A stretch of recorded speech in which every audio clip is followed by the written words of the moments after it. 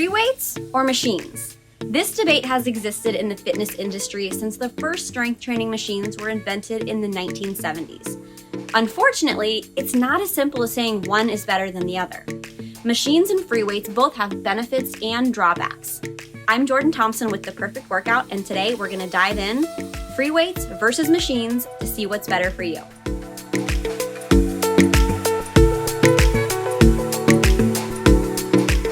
Strength training was created over 2,000 years ago with the ancient Greeks.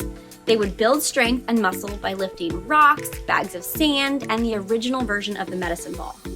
Thankfully, strength training equipment has evolved. In the 1860s, barbells and dumbbells were created. They were followed by the creation of kettlebells and resistance bands in the late 1800s, cable machines in the 1950s, and the first line of strength training machines in the 1970s.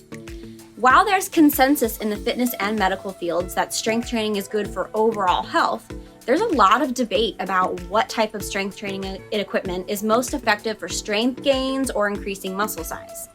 The debate is usually simplified into two categories: free weights and machines. Free weights are objects that are free of any attachment. You can move them anywhere. The most common free weights are used dumbbells, barbells, medicine balls, and kettlebells. Machines have a fixed path of motion and are often specialized for a specific movement. Most have weight stacks where the weight is selected by inserting a pin or flipping a switch. Strength training with either type of equipment is effective for building strength, muscle, bone density, and for enhancing health. With that said, free weights and machines contrast in their strengths, no pun intended, and weaknesses. If you're looking to use one piece of equipment for as many exercises as possible, free weights are the best option. A barbell with a collection of different weight plates, for example, can be used for a bench press, back squat, deadlift, curls, a shoulder press, and bent over row. This one piece of equipment can be used to target all major muscle groups. Dumbbells are also versatile, although a range of dumbbells are needed to account for the differing strength levels necessary for different exercises and to provide options for progressing resistance. Machines are generally limited in their versatility. An example of this is the leg press. A leg press is generally only used for two exercises, a leg press or a calf raise. When it comes to safety, machines hold the advantage of providing a safer strength training workout. Machines offer more stability, with the most being seated and isolating movement in the targeted muscle groups. There's also no risk of dropping the weight on yourself. With a barbell bench press or a dumbbell shoulder press, a person could easily drop the weight on their chest, their head, or their feet if they lost control.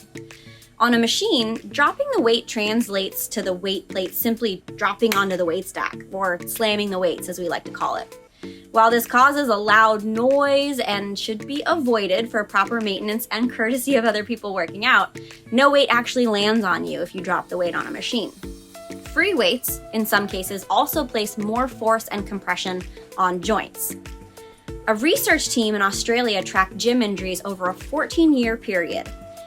Free weight training was responsible for most of the cases, with 55% of the 3,000 plus injuries taking place during free weight exercises. Essentially, all the other injuries took place during non-strength training activities like group aerobics, classes, boxing, running, jumping exercises. Traditionally, free weights are the go-to tool to maximize strength and muscle growth. But are they proven to be the most effective equipment for reaching these goals? The research actually isn't all that clear.